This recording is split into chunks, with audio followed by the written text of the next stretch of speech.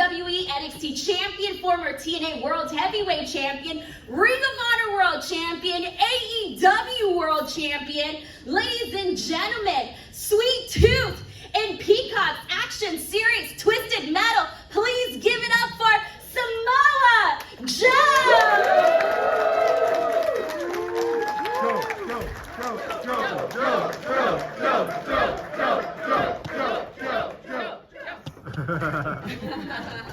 What an awesome reception. Hey, how's everybody doing? Thank you. Thank you. Happy birthday to Denise. Happy birthday. Thank you. Birthday. Thank you, everyone. Excited to be here, getting to talk with one of my favorites, Samoa Joe, man. How are you? I'm excellent. How about yourself? I'm doing good. Yeah. You know, I don't know if you got to see, by the way, but the Twisted Metal ice cream truck is right outside the building. And outside, have one. I haven't tried one myself. I might go out a bit later. Try a few too. So if you see me out there, say what's up. I love it. Well, let's go ahead and get right into it. I want to start off with Twisted Metal because it is such a freaking cool opportunity to go out there and to sort of represent the wrestling world, but in a totally different way. You're like ass-kicking, Sweet Tooth. Talk to us about what the experience has been like getting to be part of the series. Obviously, a really, really fun, awesome experience. I think, if anybody's been a gamer, had a PlayStation at any point in time, Twisted Metal was, it came with the system as a default title. It was something that, either you played Warhawk or you played Twisted Metal. So, it was immediately something that I kind of was really excited to be a part of. And, the experience was great. To go around in an ice cream truck with a clown mask and shoot stuff up and jump cars through buildings and stuff. It's a dream come true. I can't really say it any different way.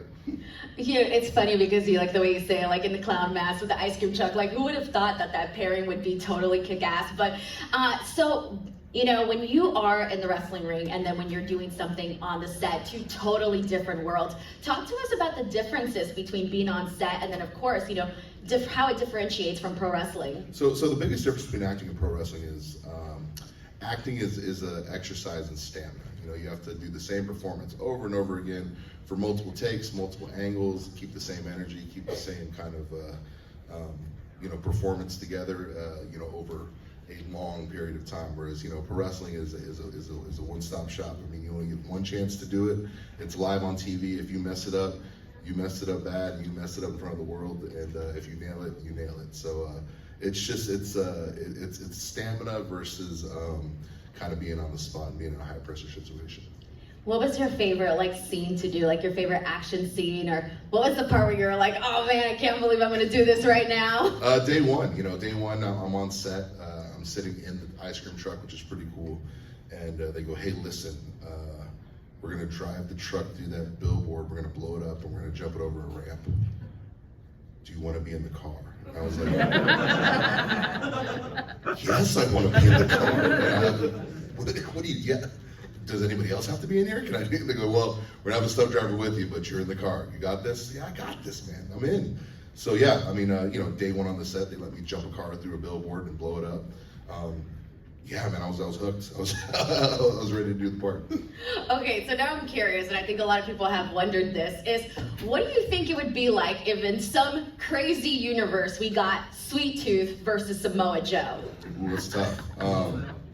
Needles is pretty impervious to everything. I don't think I would have a shot. It'd be really rough. I think he'd take me out pretty quick, but only because, he has a ice cream truck with machine guns on it, and I don't, so that's the main kind of factor.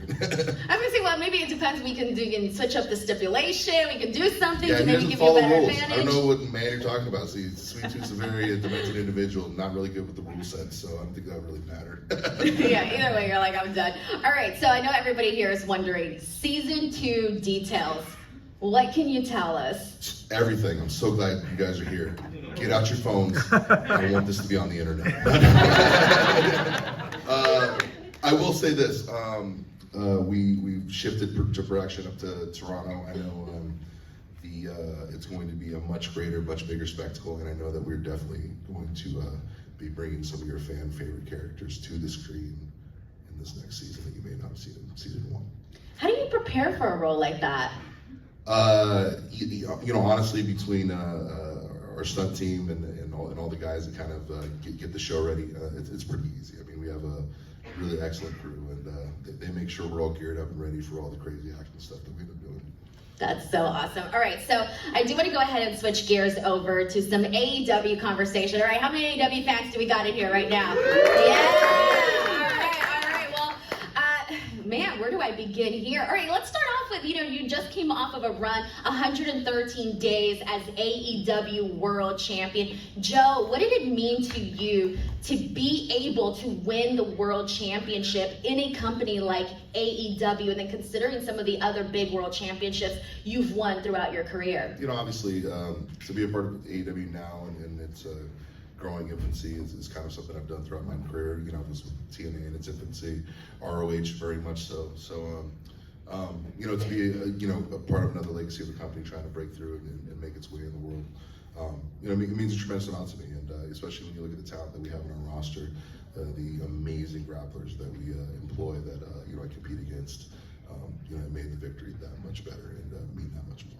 Man, and that match with Swerve, getting to watch that was so much fun. What was going through your mind? Like, what goes through your mind now? Obviously, having been in the business for so long, do you still get nervous? No. I mean, that's from a lifetime of kind of being on stage and being in front of people. And, I wouldn't call it nerves. There's only just anticipation. I'm kind of anticipating, going out there and performing and being in front of people. So, yeah, there's definitely not any nervousness left. And when it comes to, competing with guys like Swerve, tremendous, amazing young talent who's, looking to make his mark in the industry. It's those type of matchups that excite me, where I'm getting a chance to work with guys who are coming into their own. And Swerve very much so is. Well, speaking of guys that you get to work with and that come into their own, and obviously you won the title from MJF, but you also got to work with Hangman Page, Wardlow, Hook. Talk to us about those matches, those feuds, those defenses. I think all those gentlemen are, very indicative of the future of this industry. And, I know that I was crafted by a lot of the great wrestlers that I got to face in my younger days, and they helped leave an influence on me. Guys like Shinya Hashimoto, Yoshiaki Fujiwara, Shinjiro Otani, Masato Tanaka. I mean, these early matches for me, made all the difference in the world as far as my development, and I just, kind of hope to be that for a lot of these guys. No, man, it's been so cool. And I know everybody here watching, by the way, can we take a second to talk about your matches that you had with Darby Allin? Oh my God, those were insane. I mean, and from just watching, I kind of felt like, oh man, I was going, Samoa Joe's having the time of his life right now. Talk to us about those matches and getting to do this. Obviously, if anybody here is familiar with Darby, he's a very, very difficult individual to talk off a cliff, and in many aspects. Darby's one of those, performers who, very much puts more than just his heart and soul into his performances, and gives tremendously of his body. And for me, I'm always up for creating a little mayhem and making sure a match looks a little extra violent, a little bit more destructive. And you put those two things together, it's usually a pretty dynamic combination, and you get what me and Darby doing the ring. So yeah, I mean, it was a blast working with a performer who is giving so much of himself, and you just want to match that effort. Man, those were incredible. Now, I do want to go ahead and touch on a little bit about AEW as a whole, because you've been now with the company for a couple of years, and to be able to be part of a company that is growing and, really making it, and all the things that they've been doing, getting to go to Wembley, all of that. And having been in the business for as long as you have, Joe, and being and working with so many different promotions, how does AEW compare? How does your experience within the promotion sort of continue to expand your career and your vision of what you want to keep doing? Well, I think my time at AEW has been fantastic. I've had a blast working with many of the talent that I do work with. Tony, very much believes in giving, people with the know-how enough freedom and ability to kind of go out there and shine the way they know how to. And I think that's the biggest thing, is that when it comes to AEW, the onus is very much on you and your ability to go out there and produce and be a success, and to bring ideas forward and kind of dictate your own fate. And this is just the major difference. Other companies, they're are a lot of people who are around you who are trying to figure out ways for things to work out for you, figure out ways for storylines to work out for you. And in AEW, you're very much, you're left to your own devices, and you will sink and swim on those devices. And I've always welcomed that environment. I've always enjoyed it. If anybody's going to be responsible for things that go on out there, I want it to be me. So yeah, it works out really well. It definitely does, man. I've been enjoying to see what everybody has been doing in AEW, including yourself and everything. So I do want to give everybody here the opportunity. We're going to open the floor up to some Q&A. So if you guys have any questions for Samoa Joe, now is your chance. There is a microphone right there, so we'll go ahead and take turns. You know what? And since gentleman right over here, you can go right ahead and take it up first. And if you want to get in a little line or take your turns, that is okay. And we have the microphone right there. Samoa Joe, if you were to get a Twisted Metal vehicle kitted out for you, what would Samoa Joe drive? Ooh, good question. I think I'd go with like the old Dodge 4x4, like Hilux pickup truck, the little small ones. Because I swear, my uncle owned one, never changed the oil in it. Never did a damn thing to it, and it wouldn't die, and it ran better than most every other car that I know to this day. So I think I'd start with that for the post-apocalypse, and yeah, you got to go 50 cows. You got to make a dent. You know what I mean? You got to get through some engine blocks. So yeah, definitely dual 50 cows on a Toyota Hilux. I think I rule the post-apocalyptic wasteland. That's cool. That's cool. Yeah, I've thought about this, dog. All right. Nice to meet you. Hey Joe, so one of my favorite moves you do is the Muscle Buster, and I want to know what was your inspiration in putting it into your repertoire, whatever that word is. Repertoire? Repertoire? Yeah. Because the first time I ever saw it was in the video game Tekken, and it looked impossible to produce in real life, and so the way you do, and I think you've modified it over the years, correct? I'm not sure. Sure. I mean, Okay. you But I call was it just it wasn't consciously, but yeah, I think I yeah. And so I was just curious if you were inspired by maybe a Japanese wrestler or Yeah, Kirikuman. I mean, it was, I was sitting in the 01 dojo in Tokyo, and I remember I was flipping through the various sports magazines, and I think they had like a Kirikuman advert, and you just hit the Muscle Buster. Wow. And I'd seen it, I think I'd seen a version of it in Mexico, I think prior once. But I remember joking around, talking to guys in the dojo, saying, "Oh, it's like, Muscle Buster, very famous." All right, give it a shot, and yeah, I think that's where it came from. Awesome, love it. Thanks for coming. Yeah.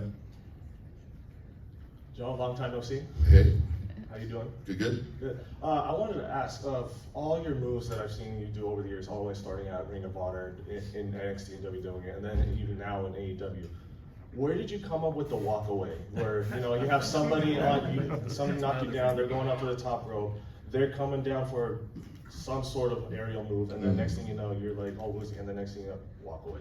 Yeah. Listen, you can't take credit. That's just common sense, right? I didn't mastermind that in some room. I said, hey, this guy's coming at me with a lot of speed and velocity. Problem solved. So, yeah, I'm not going to even try to BS you and say, well, I sat up one night studying birds flying from the tree. And a squirrel, a wily squirrel, kept avoiding them by just walking away. And dude, it's just, common sense, man. Get out of the way. They're coming down on you. Well, you've made it look really good in the ring. So. I appreciate it, yeah. You got to be stylish, though. I mean, I'll take credit for that. Thank you, John. Hi, my name is Jonathan Patterson, and if you didn't notice, I have the Twisted Metal, pretty much the Sweet Tooth. I have noticed. I love the character, and Indeed. I was, kind of funny thing is that I loved playing Twisted Metal head on, as well as, for many fans that may not know, the Small Bro game. Small Bro, yeah. And basically, when you also worked with Will Forte, who was the voice of the character, which was great, and I always wanted to ask this question to you, Joe. When you got the part, were you super excited to play as Sweet Tooth? Oh, I was beyond excited. I mean, when you look at, video games over the years and all the various Twisted Metal games I played, through Black and beyond, Sweet Tooth's just this iconic video game character. I'm a gamer. And when I think about, PlayStation, and especially the early days, that flaming clown mask kind of comes right to the forefront. So yeah, I was beyond excited. Oh, thank you very much for answering that. And by the way, I am super excited for season 2. Thank you, me too. Hey, Joe. Hey, Fan since the UPW days. thank you. I had a Twisted Metal question too, Mhm. actually. Are we ever gonna see a cut with you doing the voice of Sweet Tooth someday? Ooh, probably not. But only because, like I said, we were shooting in swamp hot New Orleans in the middle of the blistering summer. Many of those locales, which were blowing out buildings or blowing out malls, were in fact blowing out malls that had no AC. So yeah, we didn't torture most of our audio people by having them, booming me and walking around and taking care of stuff. So it's more of a technical issue due to the weather and not wanting to have any more of our crew catch heat stroke. All right, thanks. Thank you. Hi. Hello. Did you drive that funny looking bus here? No, I did not drive the funny looking bus. Unfortunately, California is a little bit prohibitive with chain guns on ice cream trucks. Okay, wait, is there real ice cream on the truck? Yes, there is real ice cream on the truck. I'll admit that. How much for one? I am not selling it, but I'll tell you what. Maybe we'll go out there and we'll see if I can get you hooked up, all right? Okay, bye. Bye. I was wondering, when you ultimately retire, which of your rivalries do you think will go down in history? I have no idea because that is really not something I decide. It's something that fans decide and whatever they look back on fondly and they enjoy. Because you ask any number of people, I'm sure they'll give you a different answer. But for me personally, I've always enjoyed the stuff I've done with AJ and Chris Canos. But that's mainly because these are two men who I've come up through the business with throughout my career and see them going to their own heights and their own paths, and everybody's doing awesome. And that's all we could have asked for when we started out. Thank you. Yeah. Hey Joe, you've been a champion in multiple promotions. Like you said, you were a champion when they were starting. So how does that make you feel knowing that people trusted you, being the professional that you are, to build their brand? And with AEW, the same thing. I see like your championship reign has elevated that title because you have been a champion in other places and because you're scary. I mean, you're so I guess my question is, do you ever stop and smell the roses? Like, I've made it here, or do you just kind of, it's just been your thing to just keep going and, It's been my thing to keep going, and it's because, I didn't really get into this for,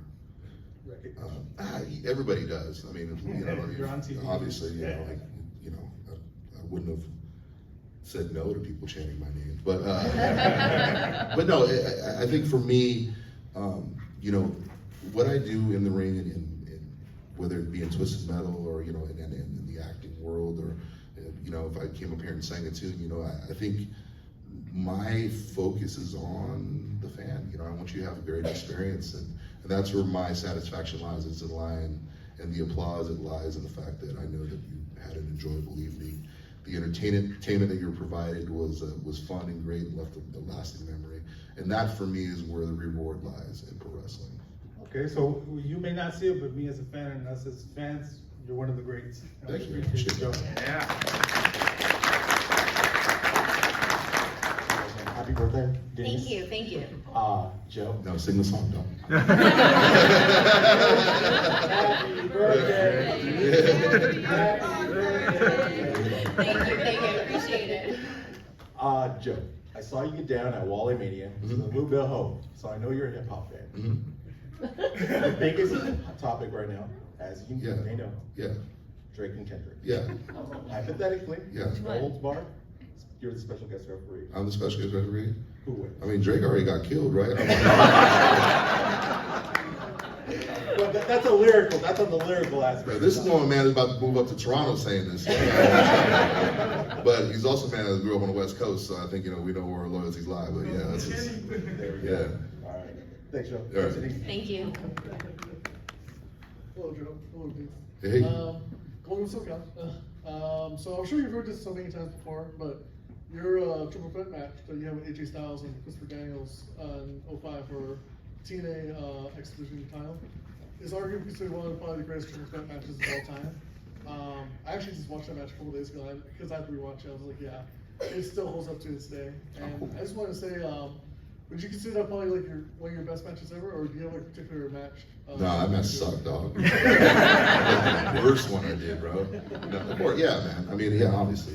I think, yeah, and like I said, I look back on that match and I have a special fondness just because of the people involved. And and at the time too for TNA, it was the first time that they ever gave us an opportunity to really main event a pay-per-view and made it more about us. So it was kind of perfect time, perfect moment, perfect opportunity, and the perfect people to execute it. So I'm very, very happy with it. Yeah, I think for the rest of the community, we're all happy that we saw such an incredible, just incredible match. So. Thanks, appreciate it. Yeah, you're killing it, still, Joe. All right, doing my best.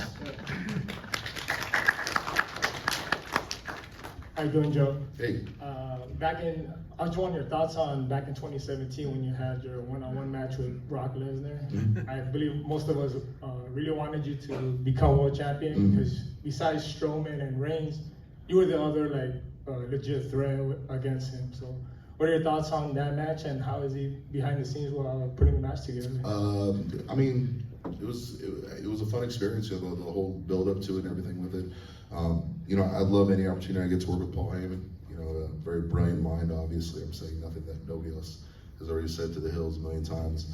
But, and also just a guy who, we harbor a tremendous amount of respect for each other. So, he helped make that a really, really dynamic thing. And then Brock is just a guy who, he's out there to have people get in his face. And he's looking for it to be a tense situation at all times, and I have a horrible habit of starting fights whenever I can. So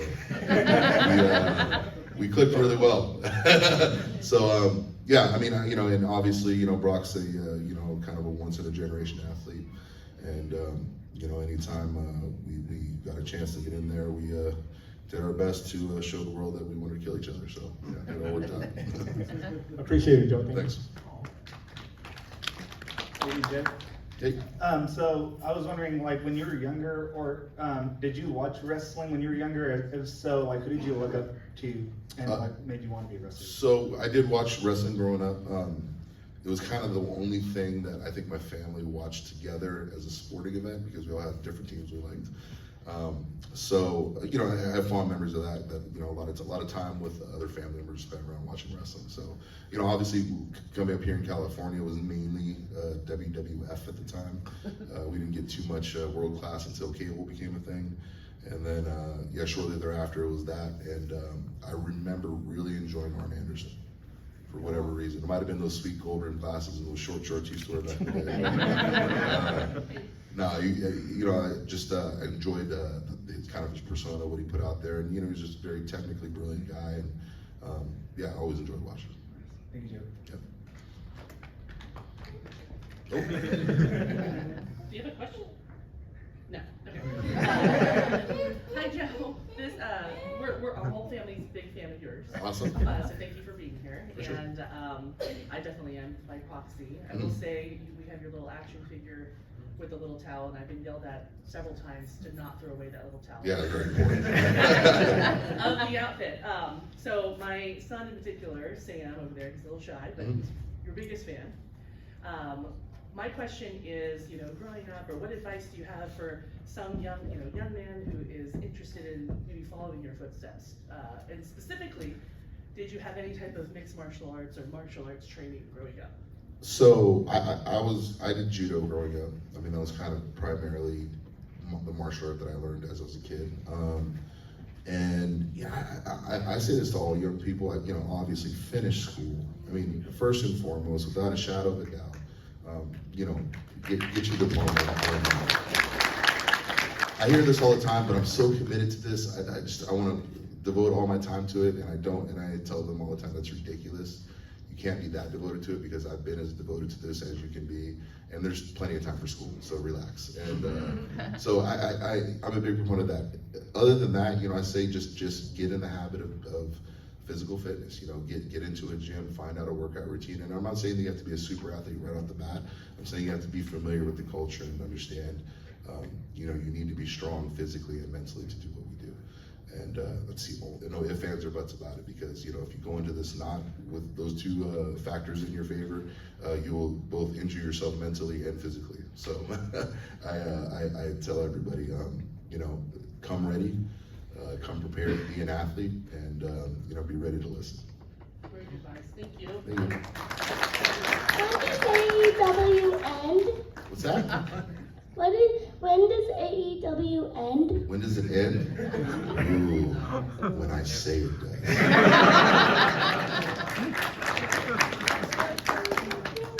All right. Well, everybody's gamers now. Mm-hmm. Yeah, is it gross? Yeah. Remember when it was just us? Which is more competitive, putting on the best show or beating somebody backstage in the game? Oh, beating somebody backstage. I mean, there's way too much pride and trash talk before that happened. Has it gotten to be that big backstage? Oh, massive. Yeah.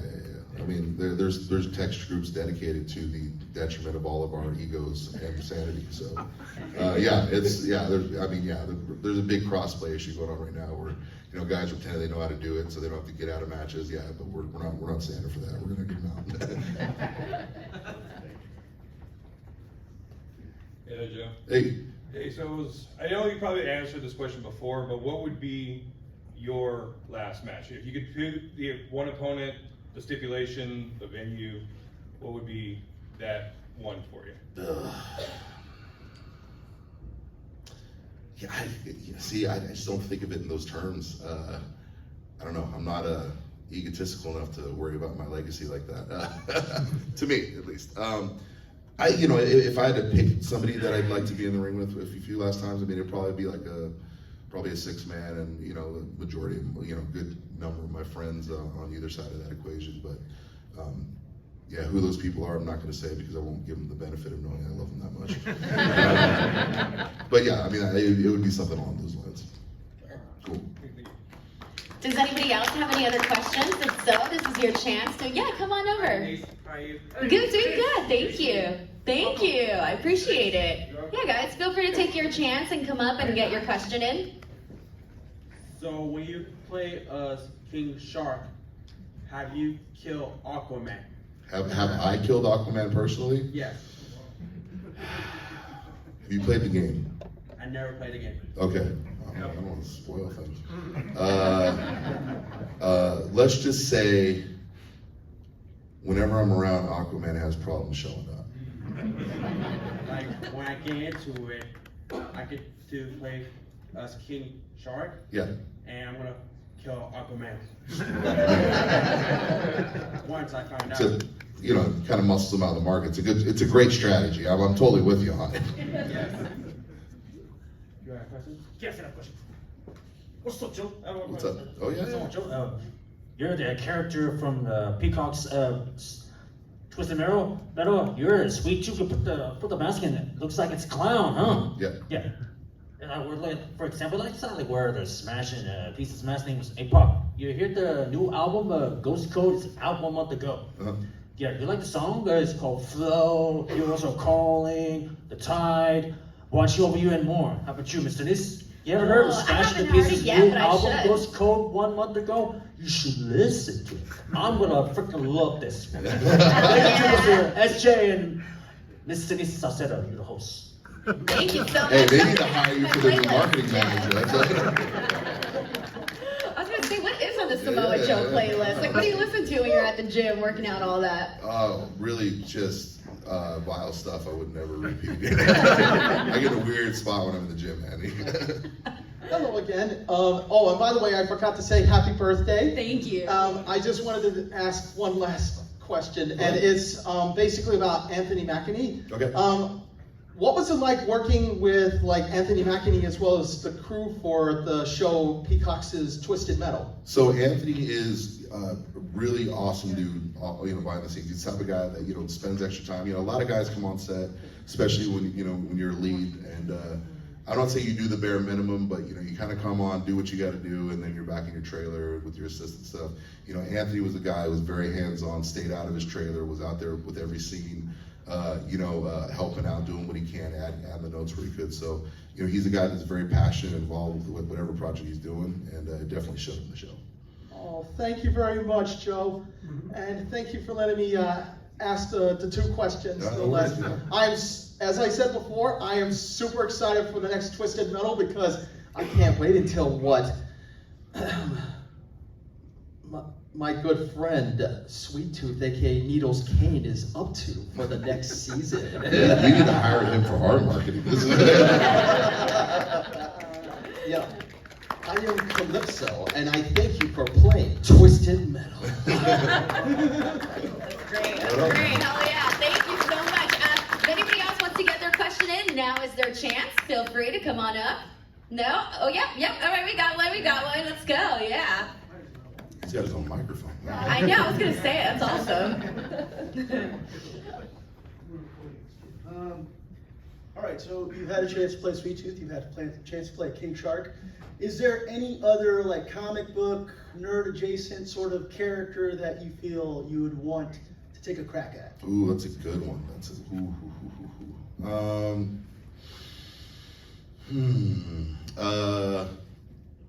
You know, I'd love to take a crack at Darkseid. I dig the character, I dig the malevolence of it. Yeah, I mean, as far as comics, it's kind of the only thing I've really been thinking of. But I mean, you know, I'm always up to suggestions if anybody's got any. So. Darkseid's great. Yeah, see, there we go. That's it. That's awesome. All right, thank you so much. So I do want to go ahead and get a couple more like fun, random questions in here, and some of these inspired me actually, because you're talking about how everyone's becoming a gamer now, right? And we know that there's a ton of wrestlers that are gamers. They're on Twitch, all of that. All right, Joe, let's be real. Who's the best? Who's the worst in terms of gaming? I am the best at everything. Ever created. It's not even close, too. I mean, it's embarrassing how much better I am than everybody else at video games. The worst? Wow. Xavier Woods is a terrible video game player. Kofi too. Well, Kofi's his sensei, so hence he's even worse than him. AJ Styles can't play his way out of a paper bag.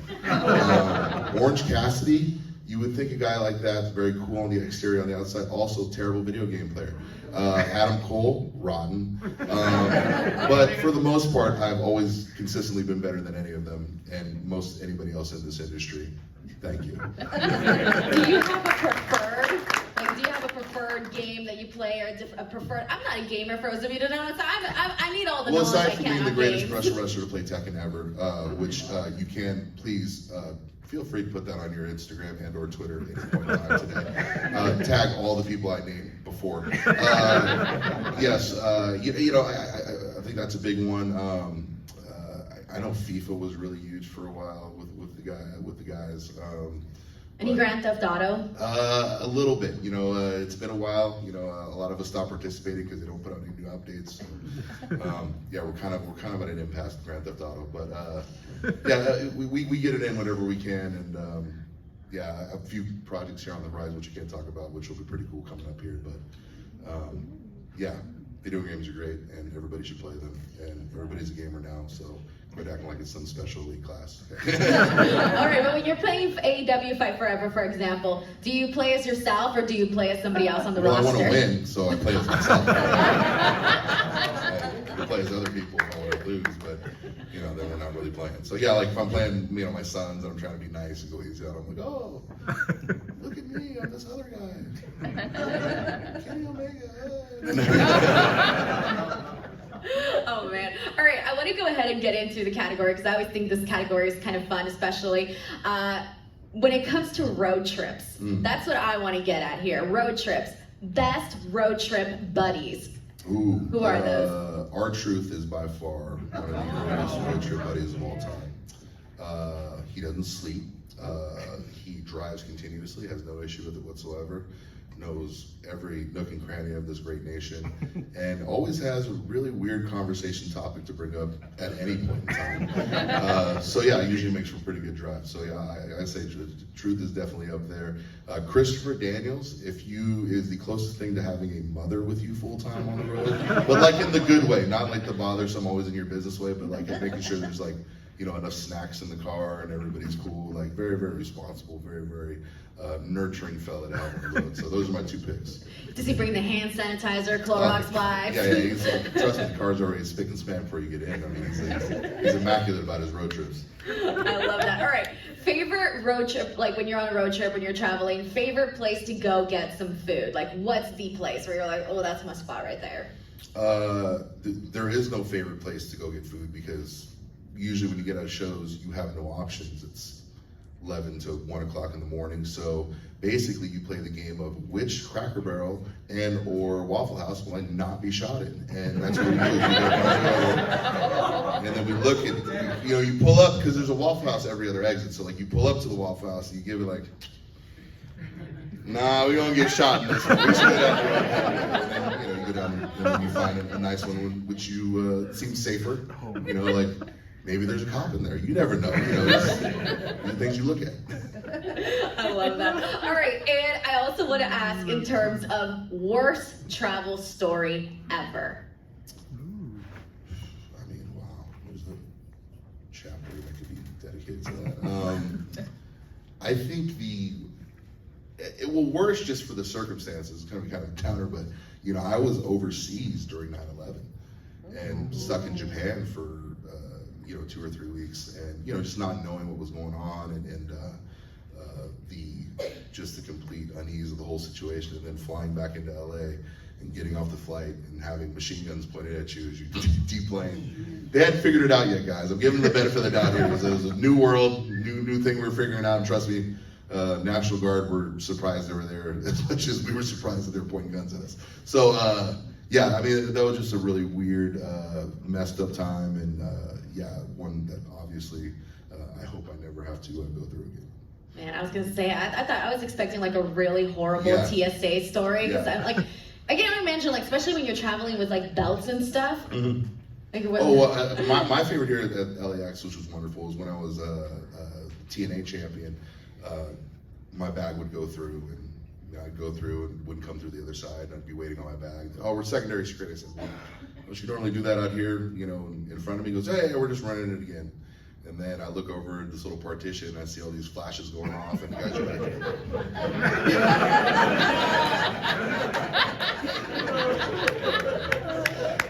That was a while ago, but you know, TSA was new back then too. They were still figuring it out. I love that. All right.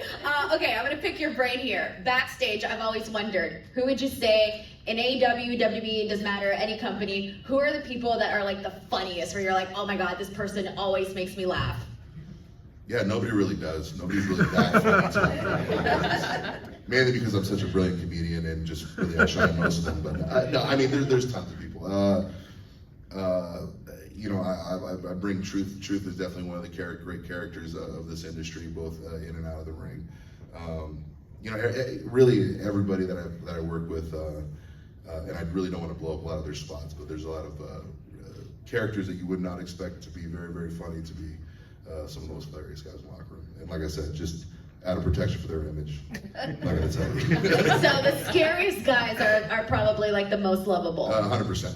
You know what I mean? Like when you're scary, dude, trust me. It's when being scary comes easy, you need the relief of being somewhat comedic around people, because you know, just being cowed away in fear all the time really sucks. So. I love that. All right, so we're down to the last few minutes, and Joe, I do want to touch on, just like, you know, right now hearing everybody come up, everybody brought up like different matches, different feuds, different opponents that you've had throughout your career. Like when you think back to your time in pro wrestling, and when you think back, I know we also had like the retirement question. When you get down to that, like, who do you think is going to be those people that you're just like, man, I'm so freaking happy I had these matches, I had these moments, and the ones that you really hold like dearest to you?